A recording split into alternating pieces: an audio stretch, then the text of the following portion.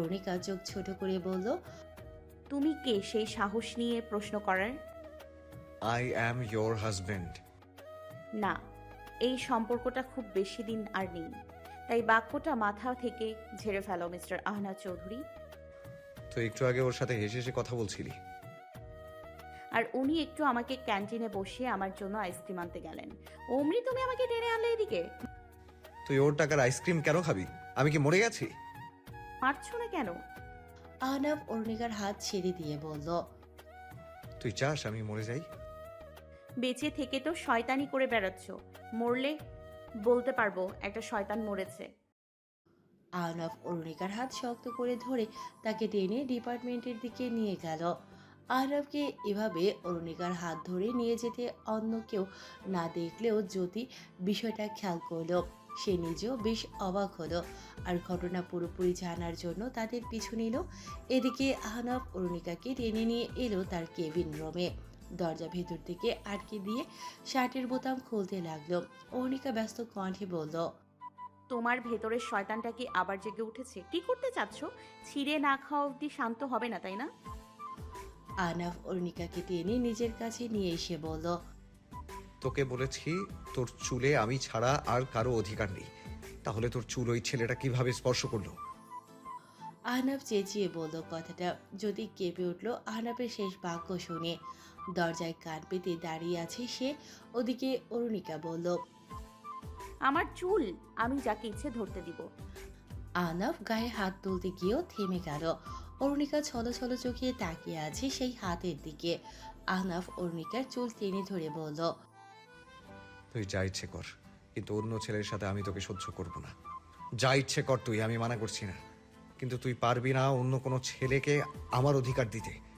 তাহসিনের সাথে তোর বন্ধুত্বে আমি বাধা দিইনি, কিন্তু ইমান, ওই ছেলেটা তোকে পছন্দ করে, তোকে স্পর্শ করতে চায়, আর আমি এসব সহ্য করব?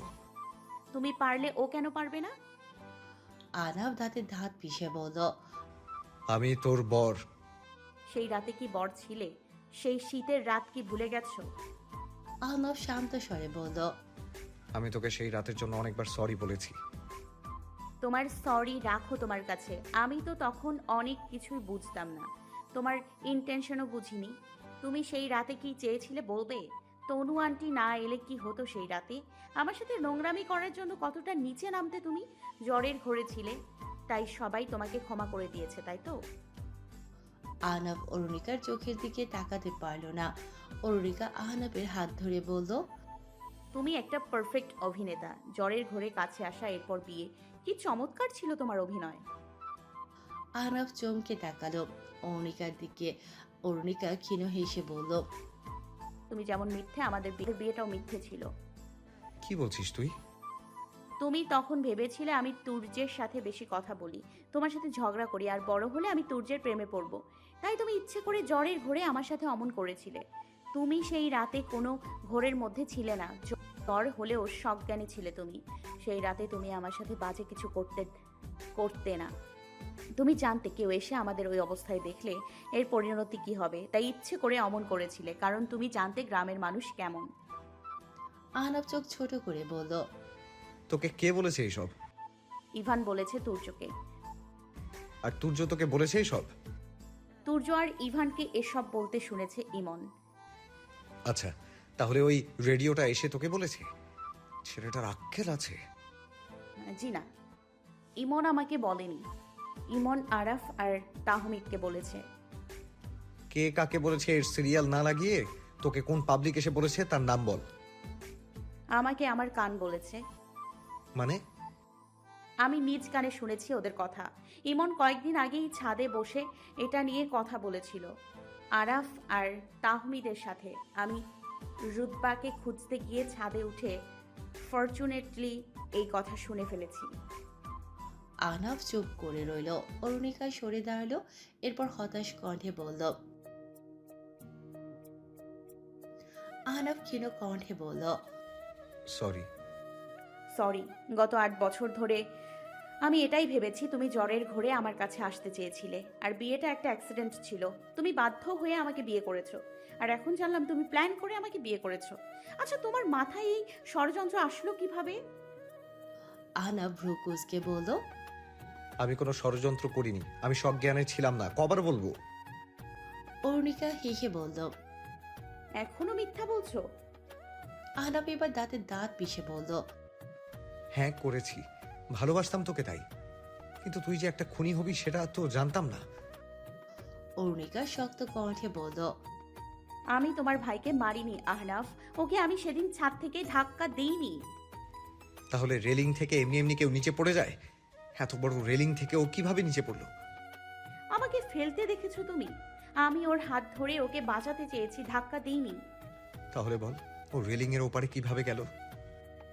আমি ফেলিনি, ব্যাস। আর কিচ্ছু বলার নেই আমার। আর কোনো প্রমাণ আছে তোমার কাছে? সেদিনের না হয় প্রমাণ নেই, কিন্তু সেই রুমে যা করেছিলি, আবরারকে টর্চার করতি না তুই? অরুণিকা হাঁটু গেড়ে মাটিতে বসে পড়ল, কাঁদো কাঁদো কণ্ঠে বলল। হ্যাঁ করতাম, কিন্তু আমি বুঝিনি ও অটিস্টিক ছিল।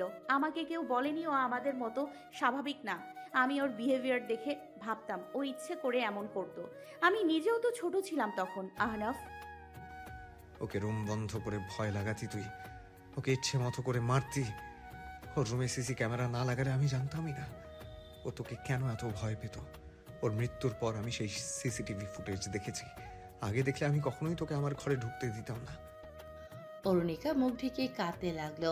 আহনাফ অরুণিকার সামনে বসে বলল। তুই ওকে শুধু খুন করিসনি, ওকে তিলে তিলে মেরেছিস, আমিও তোকে তিলে তিলে মারবো। অরুণিকা জামার গলা খামচে ধরে আহনাফ বলল। ইমান যদি তোর কাছে আসে, আমি যদি দেখি ইমান বা অন্য ছেলে তোকে সেই অধিকারে ছুঁয়েছে যেখানে আমার ছাড়া আর কারো অধিকার ছিল না, আমি কসম করে বলছি, স্বামীর অধিকার মুখে দেখিয়েছি এতদিন, শারীরিক অধিকার কিভাবে আদায় করে নেব তুই বুঝতেও পারবি না। মনে রাখিস, এরপর আমি সবাইকে যদি বলি তুই বাধ্য করে আমাকে কাছে এনেছিস, আমার কথাই কিন্তু সবাই বিশ্বাস করবে। অরুণিকা চোখ মুছে বলল।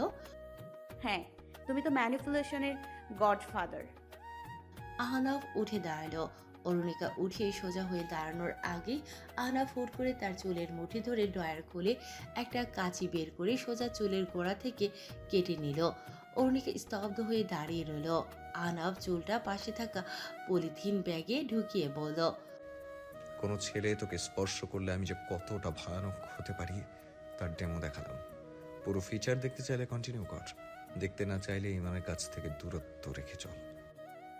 আহনাফ এই বলে রুমের দরজা খুলতেই জ্যোতির মুখোমুখি হলো। জ্যোতি থতমত খেয়ে দাঁড়িয়ে আছে। অরুণিকা জ্যোতিকে দেখে তাড়াতাড়ি নিজেকে স্বাভাবিক করে নিল। জ্যোতিও দ্রুত মাথা নিচু করে চলে গেল। অরুণিকা ব্যস্ত কণ্ঠে বলল। মেয়েটা কি ভাবলো? আহনাফ বের হতে হতে বলল। যাই ভাবুক, আমার কি? আমরা হাজব্যান্ড ওয়াইফ, এটা জেনে গেলে। সমস্যা নেই, এতদিন লুকিয়ে লুকিয়ে রোমান্স করেছি, এরপর চেয়ারম্যান স্যারের রুমের সামনে গিয়েও রোমান্স করতে আপত্তি নেই। ইস, তুমি আসলে মারাত্মক শয়তান। আর তুই শয়তানের বউ, খবিস। কলিং বেলের শব্দ শুনে দরজা খুলে থতমত খেয়ে গেল রুহানি। গালে হাত দিয়ে চিৎকার করে বলল। অরু, তোর চুল। অরুণিকা হনহনিয়ে বাসায় ঢুকে পড়ল। আতকিয়া জাহানের মুখোমুখি হতে তিনি কপাল চাপড়ে বললেন। একই মেয়ে নাকি ছেলে ঢুকলো ঘরে? অরুণিকা কিছু না বলে নিজের ঘরে ঢুকে পড়ল। রুহানি মেন দরজা বেঁধে সোজা অরুণিকার পিছু পিছু তার রুমে এসে গেল। এরপর অরুণিকার হাত ধরে বলল। তোর এই অবস্থা কেন? চুল কেটে ফেলেছিস কেন? অরুণিকা শক্ত হয়ে দাঁড়িয়ে আছে। রুহানি তাকে হালকা ধাক্কা মেরে বলল। বলবি, পাগল হয়ে গেছিস নাকি তুই? চুল কাটলি কেন? অরুণিকা কাঁধের ব্যাগটা মেঝেতে ছুঁড়ে মেরে চিৎকার করে উঠল। রুহানি ভয়ে কয়েক পা পিছিয়ে গেল। অরুণিকার চোখ দুটি লাল হয়ে গেছে। সে আয়নার সামনে এসে দাঁড়ালো। নিজের পিঠ অবধি লম্বা চুলের পরিবর্তে দেখলো ঘাড় অবধি এলোমেলোভাবে কাটা চুল। অরুণিকা সেই চুলে হাত রেখে কাপা কণ্ঠে বলল। আহনাফ চৌধুরী, তুমি কি ভেবেছো আমাকে? আমি আবরারকে খুন করেছি এই মিথ্যেকে সত্য ভেবে তুমি যা ইচ্ছে তাই করবে আমার সাথে? হ্যাঁ, কখনো না। এখন আমি এই মিথ্যেটাই সত্য প্রমাণ করব। খুন তো আমি এবার করবই, তবে এবার মানুষ খুন হবে না, আত্মার খুন হবে।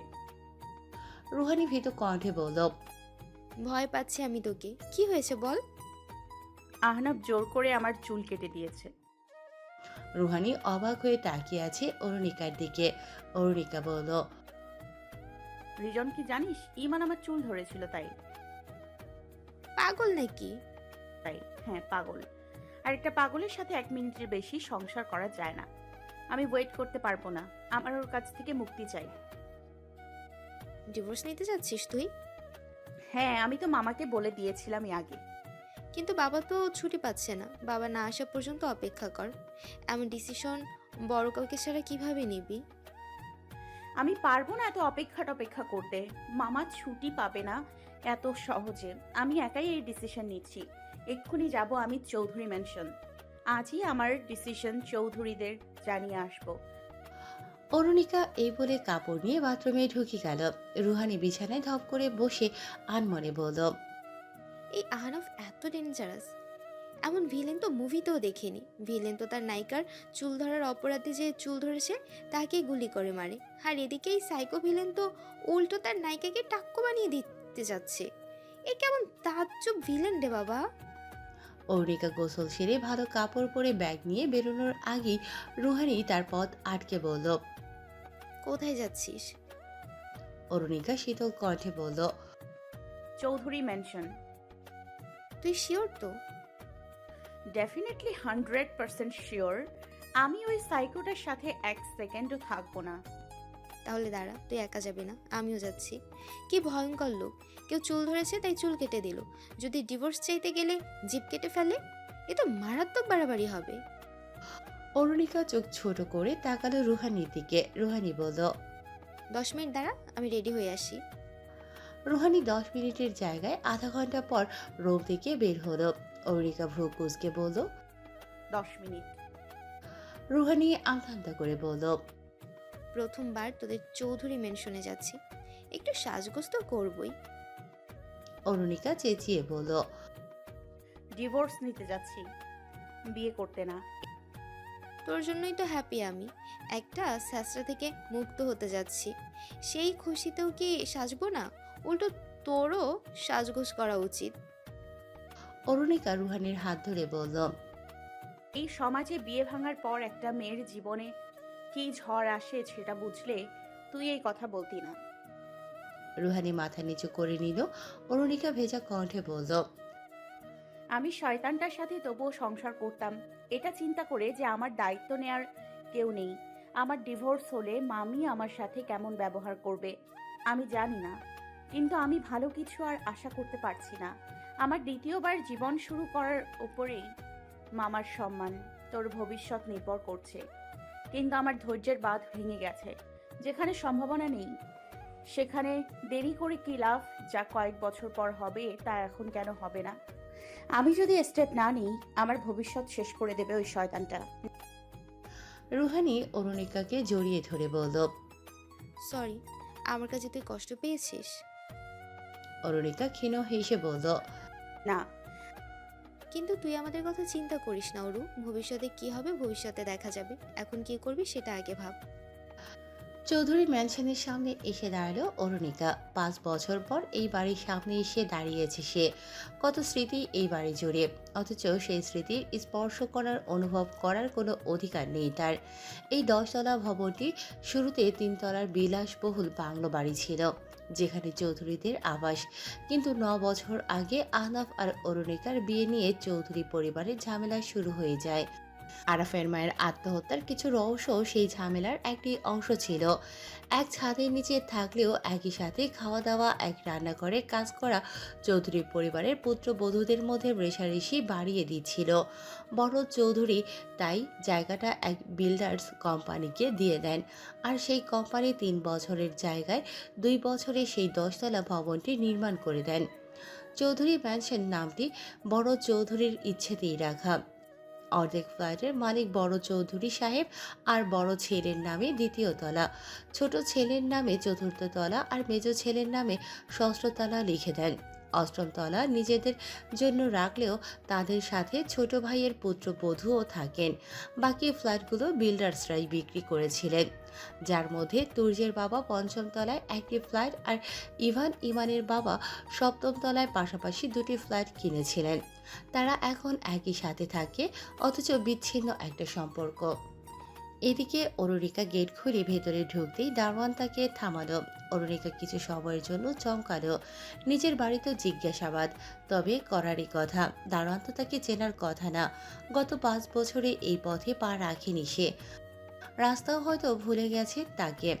অরুণিকা তাই দাদার পরিচয় দিয়ে ঢুকলো বাড়িতে। এদিকে মিসেস চৌধুরী নাতনি আসার খবর পেয়ে দরজার কাছে দাঁড়িয়ে রইলেন। মিসেস তৌসিফ চাচি শাশুড়ির হাত ধরে বললেন, শিরিন জানলে নিশ্চয়ই তামাশা করবে। মিসেস চৌধুরী বললেন, তা আমার দেখার বিষয় না। আমার জুবাইরের মেয়ে এসেছে, আমার বাড়িতে এসেছে। আমার দাদুমণি ওদের তো আর দেখতে আসেনি, তার দাদা দাদিকে দেখতে এসেছে। অরুণিকা লিফট থেকে নামতেই দরজার কাছে দাদিকে দেখে মাথা নিচু করে নিল। দাদি দ্রুত বেরিয়ে এসে অরুণিকাকে জড়িয়ে ধরলেন। অরুণিকা ক্ষীণ হেসে বলল, আমাকে জড়িয়ে ধরেছো কেন? তোমাদের আদরের নাতি দেখলে পুরো বাড়ি মাথায় তুলে ফেলবে। কি বলিস সরু, এখন এমন কথা বলবি? অরুণিকা মিসেস তাওসিফকে সালাম দিল। মিসেস তাওসিফ মুস্কি হেসে বললেন, চাচি, ওরুকে ভেতরে নিয়ে আসুন, বাইরে দাঁড় করিয়ে রাখবেন? অরুণিকার পাশে রুহানিকে দেখে তিনি জিজ্ঞেস করলেন, তোমার মামার মেয়েকেও নিয়ে এসেছো? মিসেস চৌধুরী রুহানিকে দেখে ভড়কে গেলেন। এতক্ষণ তিনি রুহানিকে খেয়ালই করেননি। অরুণিকাকে দেখে আবেগ আপ্লুত হয়ে পড়েছিলেন। তিনি রুহানিকে দরজার বাইরে দাঁড় করিয়ে অরুণিকাকে নিয়ে ঢুকে দরজা আটকে দিতে যাবেন, তখনই অরুণিকা দরজা ধরে ফেলল, বলল, ও বাইরে থাকলে আমিও বাইরে দাঁড়িয়ে আমার কথাগুলো বলি। আমি একটা জরুরি বিষয়ে কথা বলতে এসেছি। ভালো হবে যদি আপনারা আর চাচুরা সবাই একসাথে বসেন। মিসেস চৌধুরী অরুণিকার কথায় অবাক হলেন। এদিকে মিসেস তাওসিফ রুহানিকে ভেতরে ঢুকতে বললেন।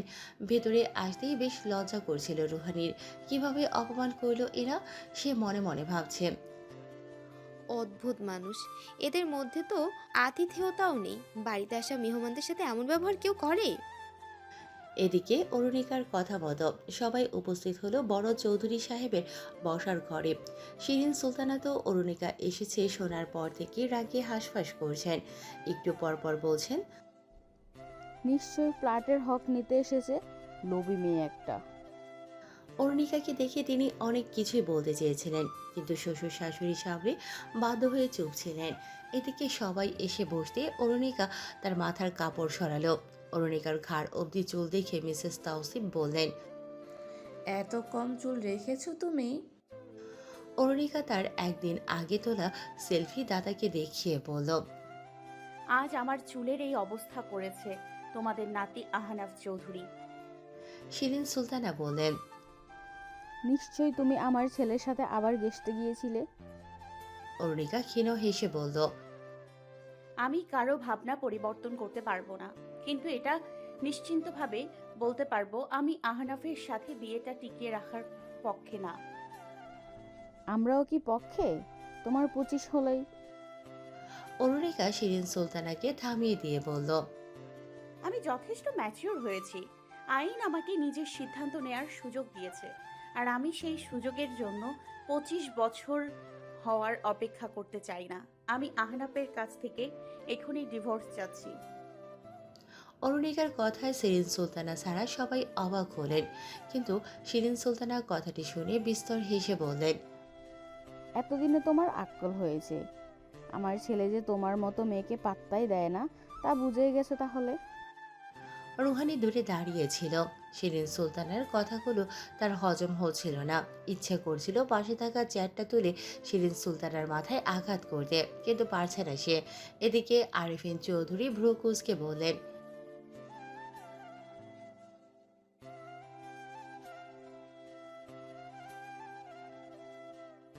মিসেস চৌধুরী ছেলেকে থামিয়ে দিয়ে বললেন, কি বলছো আরফিন?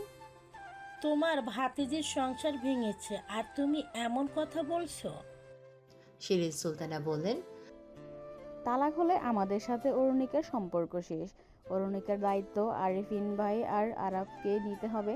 প্রাক্তনের পরিবারের সাথে তালাকের পর আর কোনো সম্পর্ক থাকে না, যতই চাচাচাচি হোক। তৌসিফ শাহরিয়ার হতাশ কণ্ঠে বললেন,